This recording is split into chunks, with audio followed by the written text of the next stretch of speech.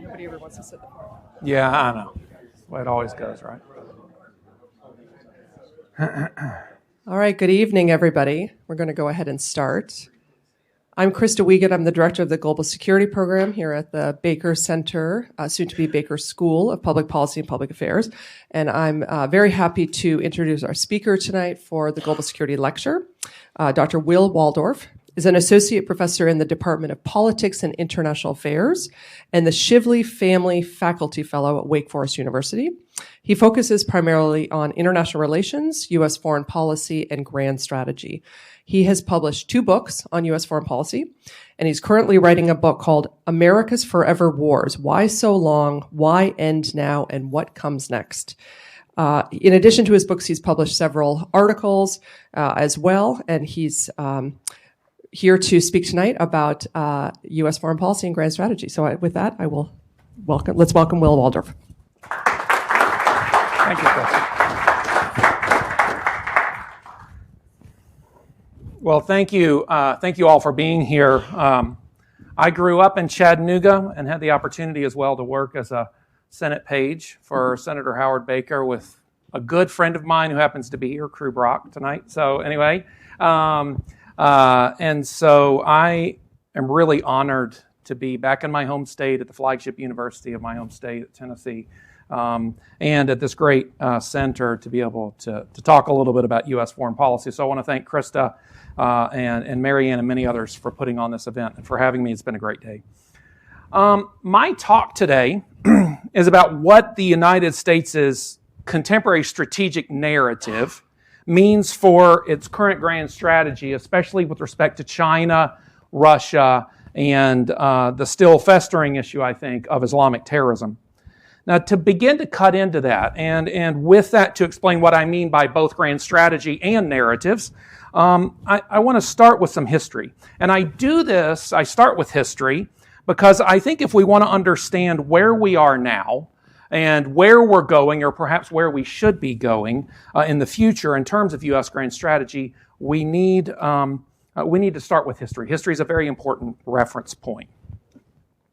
So let me take us back then to the early Cold War, and specifically to January of 1950. By early 1950, U.S.-Soviet relations had shifted distinctly towards competition. The Marshall Plan was well underway. The NATO alliance against the Soviet Union was nearly a year old. Basically, competition was everywhere in East-West relations. Now, despite this, President Harry Truman, in January of 1950, was not yet committed to a grand strategy of contestation, especially in Asia.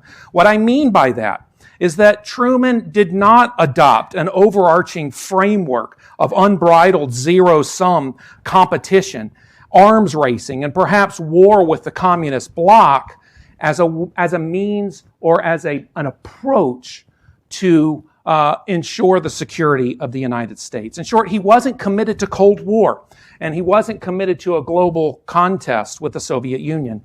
Instead, Truman preferred a grand strategy in Asia, what I'll call, for the sake of our conversation today, restrained competition.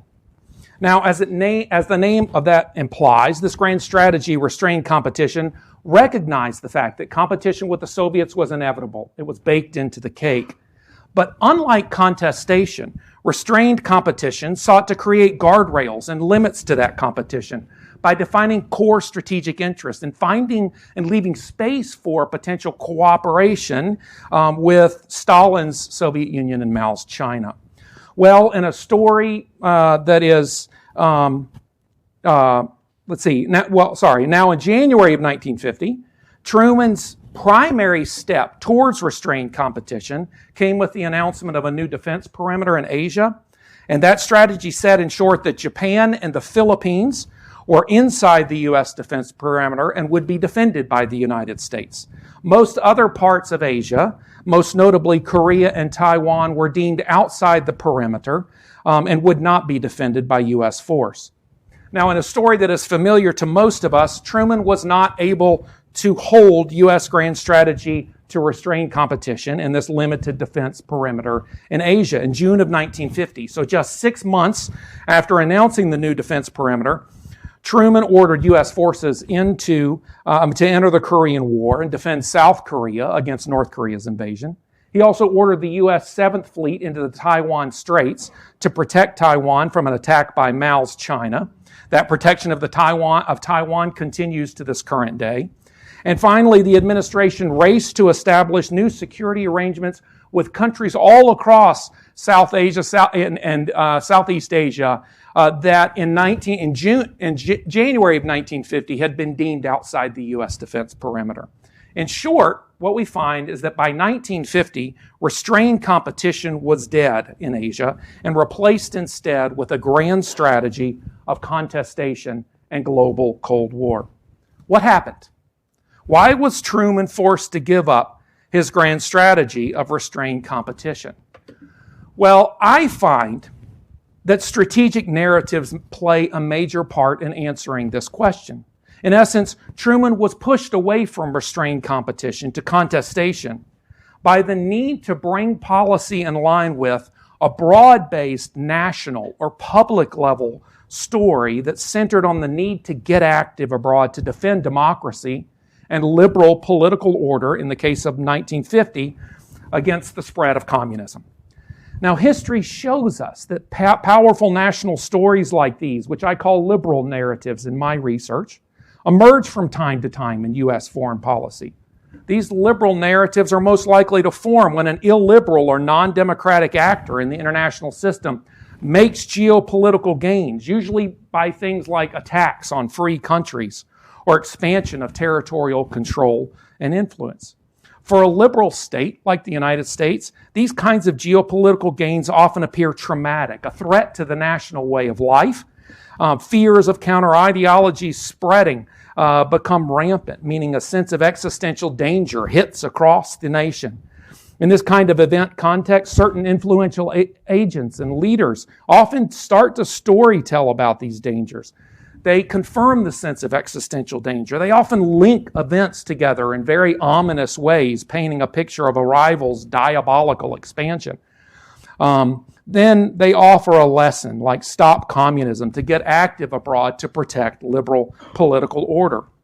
Now, these stories that these agents tell, centered around these three components of existential danger and events past and present and a lesson to get active, tend to settle in nationally and become the new conventional wisdom, meaning these liberal narratives come to dominate national discourse and debate over foreign policy.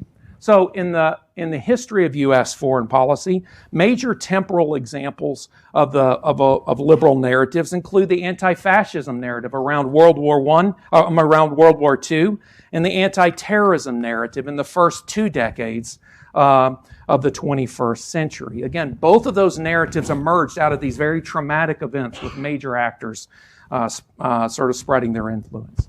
Well, in Truman's time, the same kind of liberal narrative surfaced in the temporal form of the anti-communism narrative. Across the 1940s, the United States was traumatized by reports of Soviet spy rings stealing nuclear secrets, regimes falling to communism across East Central Europe, the Berlin blockade, the creation of the Sino-Soviet alliance, and so forth and so on. Around this cascade of shocking events, important voices in society wove a story. They wove a tale, in a sense, that linked these events together and talked about them in existential, dangerous terms and called for the need to get active abroad. So by 1950, this story was everywhere. It saturated the public discourse. And when North Korea invaded South Korea in June of 1950, charges of administrative weakness on communism were everywhere. Truman was running for president again in 1952, and he realized he had no other political option, in a sense, than to sort of enter the war and eventually cross the 38th parallel with U.S. troops to try to unite Korea under one government.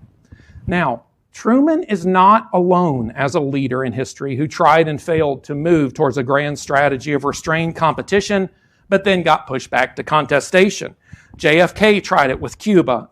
LBJ tried it with Vietnam. President Obama tried it with Afghanistan and Iraq. So what's the big takeaway? Well, in summary, history illustrates that powerful liberal narratives play a critical role in driving U.S. grand strategy towards contestation. In fact, they may be a prerequisite of sorts for a grand strategy of contestation, given the costs of this grand strategy in terms of national blood and treasure. To this end, a robust liberal narrative has really been a defining feature of every major rivalry period in U.S. foreign policy, and all major wars since 1900 have come when liberal narratives have been robust. Now, the opposite is also the case. When there has been no robust liberal narrative in the United States, grand strategy has tended to be more restrained. As the anti-communism narrative weakened in the 1970s, détente, or this period of cooperation, emerged in U.S.-Soviet relations. When that same narrative collapsed at the end of the Cold War and was not immediately replaced by another liberal narrative in the 1990s, leaders like President Clinton felt more restrained in using force. And as the anti-terrorism narrative has weakened in recent years, with the defeat of the ISIS caliphate in particular, Presidents Trump and Biden found political space to draw down from Afghanistan and end the combat mission in Iraq. So this raises an important question for us today. Where is America's strategic narrative at the current moment? Because if history is any guide, the state of the liberal narrative today will impact whether U.S. grand strategy moves towards contestation or lands on something more restrained with guardrails like restrained competition. Well, in short, the preliminary findings, and they are very preliminary, in my research indicate that compared to history, we're in a relatively weak liberal narrative environment today. On the one hand, as I mentioned a minute ago, and we'll illustrate here in a second, we've seen the severe weakening of the anti-terrorism narrative in recent years. And on the other hand, despite Russia's invasion of Ukraine, despite China's greater assertiveness abroad, any type of new anti-autocracy narrative remains relatively weak today or emerging at best. Now, the reason for that, I would argue, especially with the weak anti-autocracy narrative today, is that unlike terrorism in the 2000s or 2010s or the early Cold War or the late 1930s with the anti-fascism narrative, the events necessary to spark a robust liberal narrative have not been there, right? Remember, history tells us that it takes geopolitical gains by ideologically distant rivals to really set the table for the formation of a robust liberal narrative. Well, China's greater assertiveness in world affairs over the last decade or so has primarily been geoeconomic or diplomatic, so noticeably not invasions of countries or undermining regimes to spread autocracy like the Soviet Union during the Cold War. And the same goes for Russia to some extent. Its invasion of Ukraine initially sparked all sorts of storytelling along liberal narrative lines, which was to be expected, but its recent poor performance in the war has actually reversed or dumbed down all of that sort of liberal narrating. Now let me show these liberal trends, and then I'll talk a little bit about what it means for grand strategy towards China, Russia, and then if I have time, on terrorism. To start, let me give a little bit of explanation here. One common way that I and other scholars assess the presence or strength of strategic narratives is through surveys of newspaper editorials around major foreign policy events. The idea here is that around major events like September 11th or Nazi Germany's 1930 invasion of Poland or the spy balloon incident with China that we recently had, that this creates a space for a national conversation. And editorials in newspapers reflect that discussion and are a good place to look then to assess how robust a liberal narrative is. And if it's robust, then what we would expect to see collectively across all of the editorials and part of this conversation is we would expect to see a lot of conversation or talk about past or present events linked in a way that's part of a pattern of a rival's aggression. There should be talk of a robust lesson to get active abroad, and there should be talk of a lot of existential danger, ideological language about the event and the foe that's happening, right? Well, let's start with the anti-terrorism narrative, if we can, in the United States here, right? Now, what I want us to see here are the big trends. We can come back and talk about specifics in the Q&A. This graph shows the strength of the anti-terrorism narrative from 2004 to 2020. And the trends here that we see in 2020 have actually continued on. I just didn't want to make the graph too big. The x-axis notes major events related to terrorism across this period. The blue line represents the average level of existential language across the editorials at each point along the x-axis. The orange line shows the average level of linking present and past events. And the green line shows the average level of talk across the editorials about the moral to get active abroad in combating terrorism. Now, my argument doesn't theorize at all about any relationship between these lines, right? We can talk about that too. The y-axis is the percentage of each of these factors at each point along the x-axis. Now, start with the left half of the graph, which covers the events from 2004 to 2016 or so. What we find here is that through 2016, the anti-terrorism narrative is robust, with all three elements of the story, as we see here, above 50% in the editorials across these events. What this means is that there was lots of talk about Islam spreading and the dangers of that. There was lots of talk in the editorials of events being tied to one another, and especially back to September 11th. It's another September 11th, right? There's lots of talk about a lesson to get active abroad to stop terrorism. Now, narrative robustness here makes a lot of sense, right? The period down to 2016 was when Al-Qaeda and ISIS were most active, right? Illiberal actors were making major attacks. Again, moving from left to right, the events here are noted are the 2004 Al-Qaeda bombing in Madrid, the 2005 London bombing, the 2014 emergence of ISIS, and then attacks in 2015 and 2016 by ISIS in Paris and Brussels. Now, look at the right half of the graph. This is from 2017 to 2020. The picture here looks quite different. The story starts to splinter and weaken. Talk of ominous events with references to 9/11 decline over time. There's less language about existential danger and ideology spreading. And finally, the moral to get active progressively declines as well over time. Now, basically, all of this happens as the trauma receded, right, from the threat of terrorism, and especially with the weakening of Al-Qaeda and ISIS. Again, moving along the x-axis here, the major events included ISIS has lost control of Mosul and Raqqa in 2017, the collapse of the ISIS caliphate in 2019, and the death of ISIS leader Abu Bakr al-Baghdadi in 2019. And then I included as well the Afghan peace deal, which is, again, another major event in the war on terror. Now, for our purposes here, the main thing that I want you to take away is this: the anti-terrorism narrative, which was a lodestar of sorts in U.S. foreign policy through the early parts of the 21st century, has declined dramatically in recent years. Okay, and I can come back and answer any questions about this. Let's turn to the anti-autocracy narrative, right?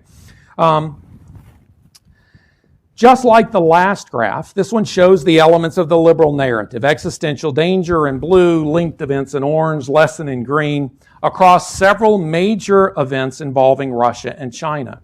These events include, along the x-axis, Russia's invasion of Ukraine last year, the war games that China conducted around Taiwan after Nancy Pelosi's visit there in August of 2022, Russian retreats from Kharkiv and Kherson in late 2022, and the spy balloon incident in February of this year, and finally, the Xi-Putin summit last month. Now, we see here that the Russian invasion of Ukraine initially sparked all sorts of liberal narrative worries. There's all sorts of talk about comparisons back to World War II and Nazi Germany and Nazi troops storming across Europe, lots of calls for action, and a whole lot of worries about autocracy on the march and links as well to China. But across time, all of that initial storytelling really fades, right? As Russia begins to lose ground in Ukraine. And then, of course, the narrative proves really weak across these other events involving China, or fairly weak, or emerging at least, right? Now, this again stands in sharp contrast to the last slide, right? When the anti-terrorism narrative was especially robust through the mid-2010s. And perhaps even more importantly, it stands in sharp contrast to the trends to the anti-fascism narrative in the run-up to World War II and in the anti-communism narrative of the 1940s and 1950s. Now, there are many other ways that the anti-autocracy narrative appears weak as well today. I can talk about some of those. I think one place we see this is in opinion polls. Today, when asked about what worries them most, less than 1% of Americans list China. Other index polling shows that voters mentioned U.S.-China relations as a major concern only 27% of the time when presented with a list of foreign policy issues. China actually came in behind terrorism, immigration, climate change, and drug trafficking. Likewise, a recent poll found that 62% consider China a competitor, as opposed to only 25% who see China as a threat. And as we know, support for aid to Ukraine has dropped considerably from 60% last May to only 48% in recent months. Now, here again, historical comparisons are important because in 1950, communism was at the top of the list for every American, it seemed like, in terms of their concerns. And there were expectations that war with the Soviet Union would occur almost, within the next 3, 4, or 5 years. Finally, listen to popular commentators who picked up on the narrative trend too. Paul Waldman, an opinion writer for the Washington Post, has put it this way recently: "We've long told ourselves a broad, encompassing story about our place and goals in the world.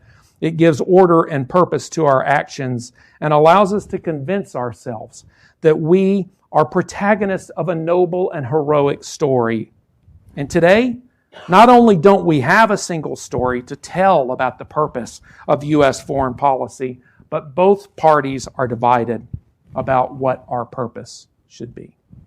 Okay, so where does this leave us in terms of grand strategy? Well, for many folks, they panic over this. For many commentators, they want the American public to wake up. I tend to take a different view on this, however. It's not such a bad thing that the liberal narrative is weak today. You see, when liberal narratives have been strong, some great things have happened. We defeated Nazi Germany, right? But at the same time, the kind of contestation that comes in periods of a robust liberal narrative has also been very costly and led to some of America's greatest mistakes. The Vietnam War, the Cuban Missile Crisis, the wars in Afghanistan and Iraq. Not that the Cuban Missile Crisis was a mistake in the same way as those other ones, but it was very dangerous.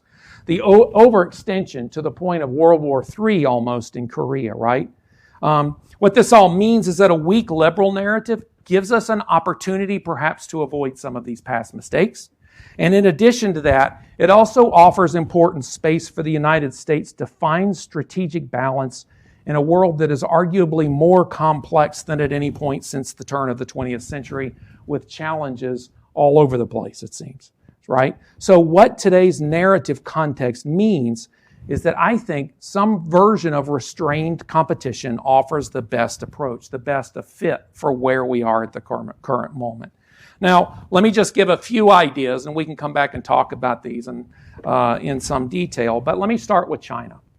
First, restrained competition would have us start by being realistic about China. Its economy will outpace that of the United States in the next decade. China will pursue an independent foreign policy that means we need to accept the reality of strained cohabitation with China in Asia. China will not morph into a compliant partner in the U.S.-led liberal order, and it probably was unrealistic to ever think that it would, given what history teaches us about great power politics. Second, we need much deeper diplomatic engagement with China to manage competition. This is not going to be easy, but it is an imperative, I think. That starts by establishing what Kevin Rudd notes are clear, granular understanding of each other's hard strategic red lines in order to reduce the risk of conflict and miscalculation. It doesn't mean we have to accept those red lines and agree on them, right? Because we're probably not going to. But we need to know where they are so that both sides can find ways to de-escalate at points. Third, on Taiwan, the United States needs to recognize that Taiwan is an existential issue for Beijing. And that way, it's of greater strategic interest to them than it is to us. That doesn't mean that we abandon Taiwan. It does mean, however, that I think it's important that we turn down the temperature here, specifically by stepping away from any talk of Taiwan's independence and stepping away from any firm commitments to defend Taiwan militarily. In a sense, we need to remain committed to what has been our policy for the last 73 years or so, which is actually for the One China policy since the early 70s. But we need to firmly commit to the One China policy that recognizes Taiwan, though separately governed, as part of China, and to recommit to strategic ambiguity with respect to the island's defense. We also need to be mindful of, in providing military aid to Taiwan, not to go so far as to signal to China that we are committed to Taiwan's independence. Fourth, once we've established red lines, we and the Chinese need to accept that non-lethal competition in our relationship will exist over economic, technological, and military issues. And again, there are ways to manage that need to be established to the best extent possible so these things don't spiral out of control and lead to bigger conflicts. Fifth, the United States needs to work towards cooperation with China in areas where our national interests overlap. Things like climate change, global health, mutually beneficial trade relations, and nuclear proliferation, right? So in a sense, what we need to do here with China, I think, is move very distinctly to the best extent possible towards something that equates détente during the Cold War. Hopefully, without having to go through all the perilous decade and a half of competition that came before détente. Hopefully we can move past that. We don't have to have that. I'm not saying that we can get there without some kind of crisis, but let's hope that we can. What does restrained competition mean for Russia and Ukraine in particular? Well, it starts, I think, by recognizing two things right off the bat. First, the war will soon reach, if it has not already done so, a stalemate that by U.S. intelligence estimates isn't likely to change anytime soon. Second, any future Ukrainian offensive operations will be in territory, namely the Donbass and perhaps Crimea, that Russians, or at least Putin, consider part of Russia. War here will be highly destructive for both sides, and the potential for escalation, even to the nuclear level, I would argue, will be high, especially if Putin is backed into a corner. Given these two realities, U.S. policy should continue to support Ukraine with weapons that are least likely to bring major escalation. So in my opinion, no F-16 fighters. While also, most importantly, we need to begin to lay the groundwork for a negotiated settlement to the conflict. Now, to get there, I think there are several steps the United States should be doing. There are several ways that this might happen. We need, at this point, prior preparations with our allies and across our own sort of government agencies to prepare the ground for this. The next step would be peace talks that will involve pre-negotiations, confidence-building measures, a ceasefire perhaps. And a key piece of this will obviously be convincing both sides about the punishing realities of war that would come if the conflict continues and the need to go to the negotiating table. And then finally, once you've established a ceasefire, the final stage, I think, would be negotiations, led to an agreed upon settlement. Hopefully that involves both territory, right, over territorial issues, and that may take a while, right? That may not be settled in full until Putin's gone. Again, we can talk about that some. And secondly, the deal hopefully would include some aspects of a post-war security arrangements for Ukraine. And real quickly, I'm going to hit this one quickly and then wrap up. What does restrained competition look like when it comes to counterterrorism today? Well, I think we've actually been moving in this direction for some time, but I think there's more that the United States needs to do. So just real quickly, I think the key takeaways are that the United States should maintain pressure on Al-Qaeda core in Afghanistan and on ISIS core in Syria and Iraq, right? Because those are global reach terrorists that have the capacity and the will and desire to hit the United States. And then beyond that, I think the United States really needs to begin to tone down operations and move away from force-based approaches to counterterrorism in Africa.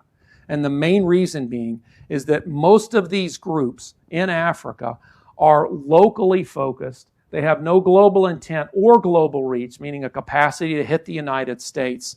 They mostly are local insurgencies. And so the United States needs to treat them that way because there are dangers of escalation of these conflicts, of mission creep, and at a time when the United States faces other major challenges. I think the shifting of attention and resources elsewhere makes a lot of sense. So that's it. The world today is a very complex place. We're not in the 1990s anymore, for those who remember that era. Fortunately, our strategic narratives, especially the anti-terrorism and the anti-autocracy narratives, are not so animated and robust that they are severely limiting our grand strategic options to contestation and nothing else. Instead, political space exists for careful, pragmatic strategizing across the whole range of complex problems that the United States faces today. If we can go there, again, which will be challenging for certain, then the United States has a chance to build a right-sized foreign policy that will suit the national interest for decades to come. Thank you, and I'd be happy to answer any questions.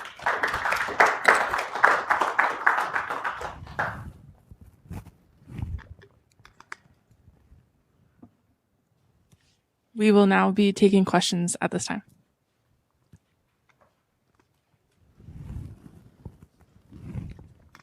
How concerned are you? I think they want you to speak into the mic. Thank you. How concerned are you with the apparent escalation in conflict between Russia, China, Iran as one bloc as it's growing? I mean, China's just announced that they're going to cooperate more with Russia on providing arms and that kind of thing. Doesn't it seem like we're in, I mean, your graph there showed that the conversation is beginning to go back up.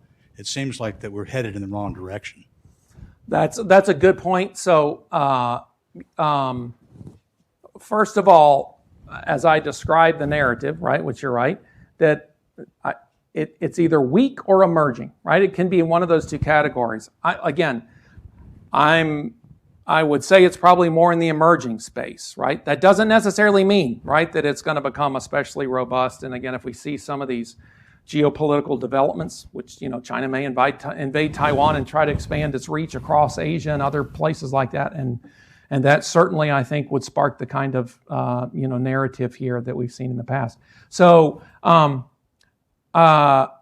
in my opinion, sort of those types of relationships are part of normal great power politics. In my view, what we have to sort of start thinking about is to understand that, again, we are moving beyond the post-Cold War era that seemed to have a dominant United States where we got to set the rules into a more multipolar world that's going to be more complex. The big issue is, does that era lead in the direction of sort of major ideological competition, contestation, very dangerous outcomes, or does it lead in the direction of something less than that? I think the possibilities there for space to allow for us to sort of see this as a period of normal great power competition. We're not really used to that, right? We came onto the stage as a global power only really at the beginning of the 20th century, and then it was fighting autocracy against Germany in World War I, then fascism, then communism.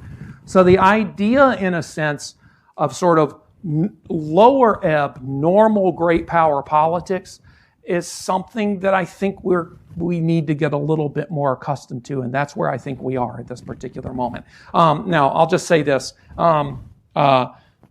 While those ties are there, those states, and again, I'm not surprised that we've seen some relationships between them, it's not a super tight bond. They have different interests and they have competing interests in certain ways that I think are really important to keep front and center. And we can talk about this a little bit more, but I think there are ways that the United States can actually use some of those things to its advantage as well, even in building sort of moving China to help with some issues with respect to Iran's nuclear development and some various other things. Again, there will be overlapping interests at points that we will have with the Chinese, and that's one potential one that we could have, that especially as the Iran nuclear deal falls apart, that there could be the possibility then. For China, I don't think it's to its strategic advantage and what it wants to do in the Middle East to have Iran develop a nuclear weapon and cause the place to become a hotbed of competition. So therefore, we have overlapping interests there, and there's some possibility that that could be a point of cooperation when it comes to proliferation.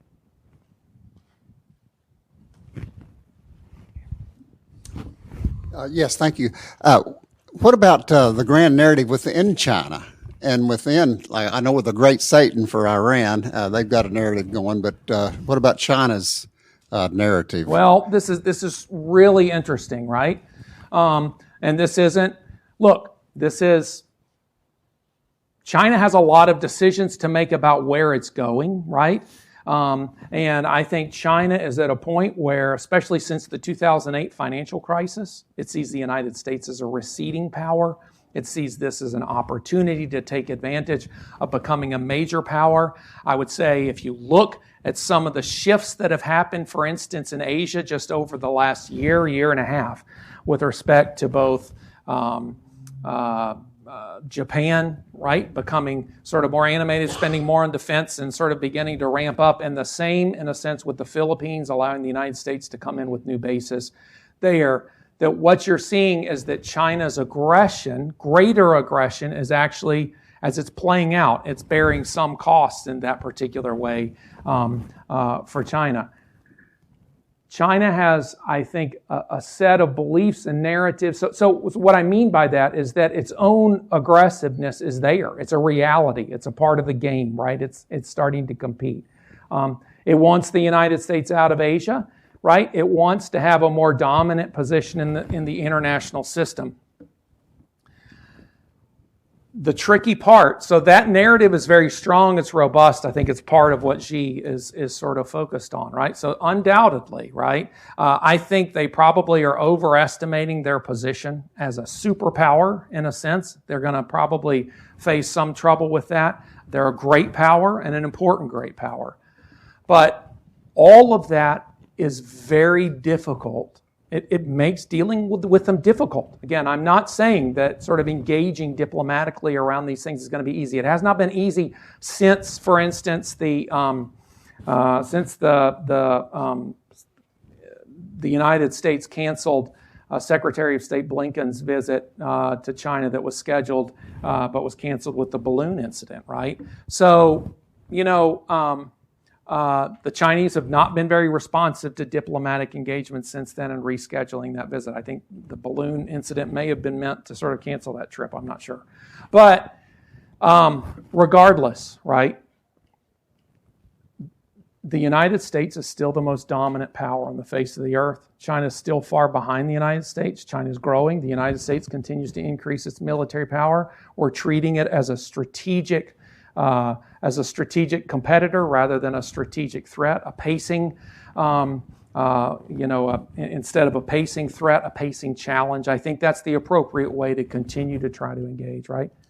We may not be able to get there, right? Their own narrative and their own beliefs about themselves may mean that the only way we actually start to find some kind of moderation or modus vivendi in the relationship is through a crisis, right? That we had the Cuban Missile Crisis that brought the United States and the Soviet Union to that. So it's challenging for sure.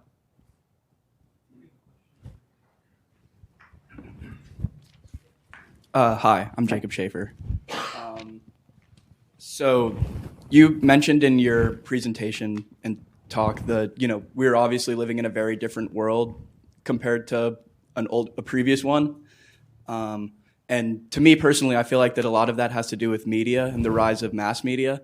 So I'm just wondering how much you think that, the rise of mass media and how much things are over publicized, and people just looking at their phones every day, that do you think that it'll be hard to ever get to a point where it's a robust liberal narrative again, just because the fact that, maybe before people were only getting news once a day or a couple times a week. Now people get it millions of times, or hundreds of times a day. That's a really good question. I actually think that the possibility of them getting information hundreds of times a day, right, could have more of those punctuating effects in terms of traumatizing folks, especially if they are a certain kind of events to some extent, right? So, we need to go back. Although we didn't have all of the social media that we have today, right? When September 11th attacks happened, right, 9/11, right, that was 2001. We were still in a pretty media savvy age, with the internet and various other things, and you still see this sort of major galvanizing effect. So, in my opinion, with the right kinds of events happening overseas, then it's going to get attention. For instance, most Americans are aware of the Chinese balloon event. It may not freak us out entirely to the point of sort of sparking some deep danger of autocracy spreading yet or something along those lines. But I think actually that in some ways we have more potential to know about certain strategic events today than we did before, which has the potential, I think, to sort of actually generate just as much, if not more, attention to this thing if the right sorts of events emerge. So that's a good question.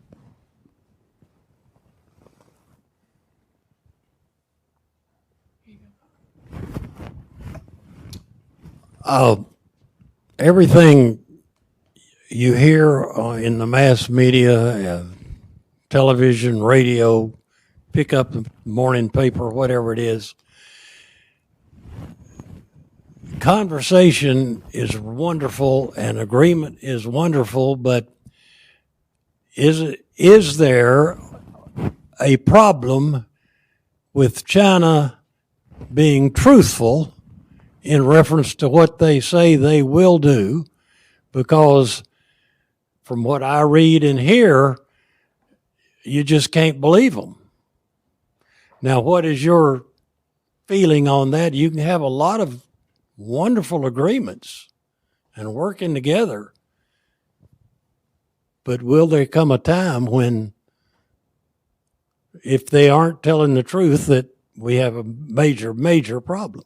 Well, and that's a problem across history in great power relations, right? Is our state's going to stick to their agreements, and will they, can we trust them, right, at some particular level, and these sorts of things, and that's a problem with China today, right? It's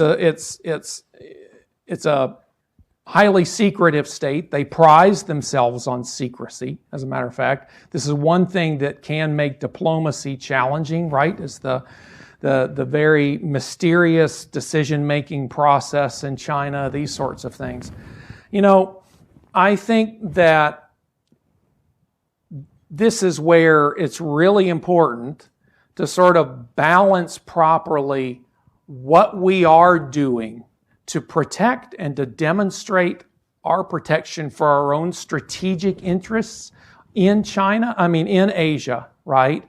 To sort of make that important, to make that front and center, right? To demonstrate to the Chinese that we will not stand for the emergence of China as a major regional hegemon, a major regional dominant power. And from that position of strength, then to begin to negotiate. So there's some things that I think the Biden administration has done in some particular ways that's been positive along these lines.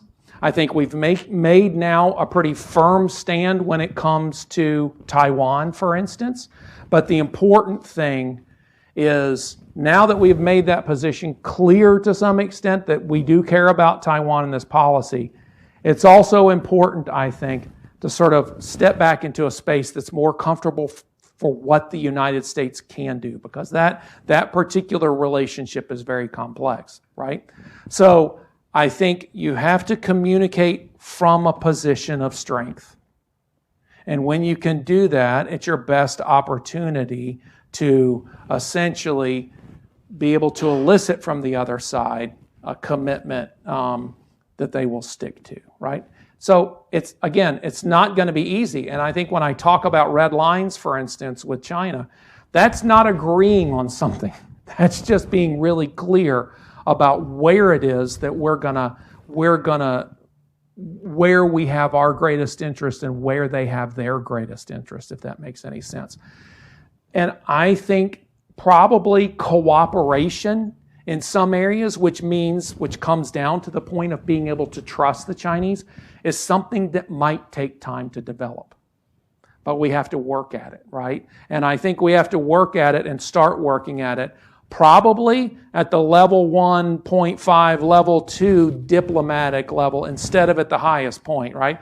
Try to get some of our mid-level sort of contacts established between us and the Chinese. I, for instance, was not very excited with the cancellation during the Trump administration of military-to-military contacts between us and the Chinese. I think those are critical as a base for at least being able to communicate and understand one another. We may not agree on everything, but just to be able to communicate, especially at points of crisis. So hopefully we can rebuild some of that. It's going to take time to get to that point of trust and to be able to say, okay, we're not just going to understand each other, we're actually going to find some common ground to work together on things like climate and pandemics and things like that. Yeah. Hey, my name is Mick Wilson. I have to preface this that I'm getting ready to retire from the U.S. Navy after 27 years. Thanks for your service. Spent in Special Forces. So your XY axis is, I was on the execution end of a lot of those policies, right? So I've got a different perspective. Yes, I bet. From sitting here in Knoxville talking about it. I want to go to bullet number 3, because this is a large conversation within the Special Forces community about specifically East Africa, right? And there's not a lot of media play or conversation nationally about East Africa.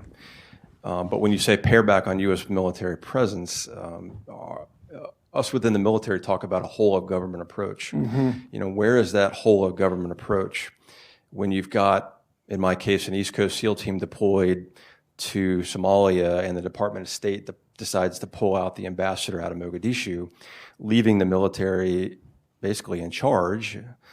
It's a little bit more complex than just saying pare back on U.S. military presence. Because, you know, China's first overseas base is in East Africa. That's where they're testing the waters. That's where they're trying to gain access and placement, just like we are. Mm-hmm. We all agree that al-Shabaab is not an existential threat to the United States. Mm-hmm. It is if you're a Kenyan or Ugandan or Somali, but not to the United States. So I guess it's more of a comment about the frustration with a lack of whole of government approach around the world, right? Not so much just in one geographic area. Yeah. But I will say they're all linked. Yeah. They are all existentially linked. Yeah. The arms and intelligence we give to Ukraine is very much linked to if we have to fight tonight with Taiwan. So very complex problem. VUCA, volatile, uncertain, ambiguous, complex. It is very complex, and it's sort of, you know, the horse before the cart or behind the cart or wherever it is, right? I mean, you know, how do you get there? I guess I look at a lot of these issues then. I mean, this is sort of one thing that I'm working through as I'm thinking about these particular puzzles in Africa, and see a lot of them when you talk about whole of government as governance issues, right? As expanding the legitimacy of the regimes in certain places in Somalia. I mean, Somalia is a place where, as you know, right, you have deep tribal differences and some tribes that are supporting al-Shabaab and these sorts of things. And so I understand sort of where you're coming from on those things. I look at the problems there, and again, I'm not saying necessarily to draw back entirely militarily. I think we need to sort of pull back. I think my ideas here are to consolidate military bases in certain specific key areas, and then, to keep up the intelligence work that we're doing, provide that intelligence to the local government, and work towards governance and development aid, right, as perhaps some alternative strategy. So I'm in support of that when that kind of aid can be effective. And that's part of what I don't know if we have really good assessments of when it works and when it doesn't work, because I don't think it works in a lot of cases, right? My big point here is that these deployments that we have, as you're familiar with in Africa, all started very small, right? I mean, when we, as you know, in Mali, for instance, this started as a refueling mission for French operations there. And now in West Africa, of course, we have a pretty large contingent, relative to other places and whatnot, a fairly large contingent of nearly 1,000 troops, in that particular area, right? So in Niger. So that escalation worries me. The other thing that worries me a lot, and I'd love to talk with you more about this perhaps, but is the extent to which what we're doing is supporting regimes that are adopting a kill the terrorist, kill the terrorist, kill the terrorist approach, and in doing so, it enhances brutality, undercuts their legitimacy. Then, before you know it, we're sitting here propping up an increasingly unpopular government and what that means for mission creep. And also what that means for, taking local terrorists that could all of a sudden start to target the United States. We've seen a lot of anti-French sentiment, for instance, obviously in West Africa. Maybe you're raising up, my concerns are you're raising up that next generation of global reach terrorists just by being there and being active. So it is all, I hear where you're coming from, and it is a puzzle that I have been working through consistently, trying to figure out what that means. I don't think that happens in an instant, right? When we talk about paring back, I think this has to happen. These transitions have to happen over a number of years or so. So, the impetuous drawdowns, for instance, that we saw with the Trump administration and these sorts of things, I think those were, for political benefits at home, of course, but I don't think they were thought out very well in a strategic sense. So I think that strategic calculation and how you do it's really important. So there's got to be a transition along those lines. Yeah, absolutely. I mean, my last point on that,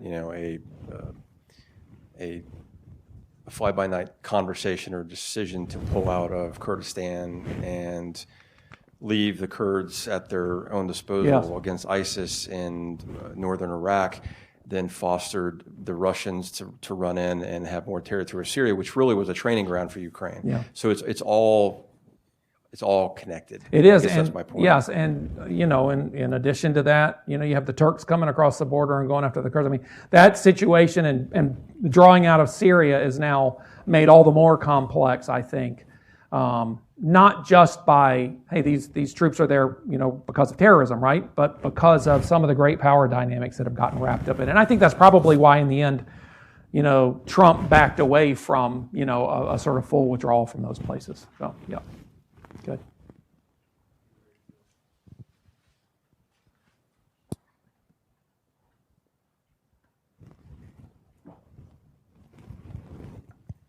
Okay, I'm going to ask the last question. And this is going to be, I'm going to deliberately make this a tougher one. So some people say restraint, they look at restraint and say it's weakness. We withdraw our troops, we have, we pull out of Africa, we pulled out of Afghanistan, we pulled out of Iraq. This just encourages our enemies, our, countries like China, Russia, to say, look, they're not strong. They're not, they're not investing in the military. They're not, this is reason we can take advantage. We can grow. China thinks it's going to become the next superpower. So how do you address concerns like that? Yeah, that's a really, a really good question. And it's a loaded question with a whole lot of different ways we could go with it. So I think if it's done impetuously, it can sort of signal, retreat and that sort of thing. And it can have those damaging effects. Like take the case of Afghanistan. There's some talk, okay, well, that affected the Russian decision then to invade Ukraine. It might have. It may have communicated some degree of weakness. And Personally, I don't think that it did. I think Putin was dead set on doing this and probably saw an opportunity to move before Biden was able to really kind of galvanize NATO after the Trump years. But it could have had some type of an effect on that decision. I would sort of counter with, imagine if we were still in Afghanistan and having to deal with an invasion of Ukraine. If we were still in Afghanistan, the Biden administration would have had to have increased troops because the Taliban would have started fighting against U.S., would have started targeting U.S. troops again. So then you're dealing with China, you're still dealing with Afghanistan, and you're dealing with Ukraine and Russia. So I think there are different ways to cut that. I would prefer that we're out, right, and we don't have the sort of strategic distraction. I think the other piece to that then is also, again, communicating your interest very clearly and making sure that you have communicated that you're going to defend those interests, right? So again, in Asia, as China has gotten more aggressive, the United States has had some responses there that are important, right? So we can talk about, strengthening alliances in the region. You and I were talking earlier about AUKUS and the Quad and some of these relationships, right? You are not communicating from a position of weakness and retreat necessarily, but you're simply saying, look, we're here, we're staying, we've communicated that, but now let's put some guardrails on our relationship, right? Let's set some boundaries to move forward here, and I think that's the kind of it's a balancing act, right? But it's an important one, I think, nonetheless. So I think again, I think you're right, and especially with really impetuous sort of decisions to just pull out, that I think that doesn't go through a process and is not clearly vetted and is not done well. And on this, I would be one of the first to criticize perhaps how we pulled out of Afghanistan. But I still would say that that it was the right move in general, and that if done right, you can still communicate from a position of strength, that's what we're doing. But it's tough. Great. Please let us thank Dr. Will Walldorf for a great talk.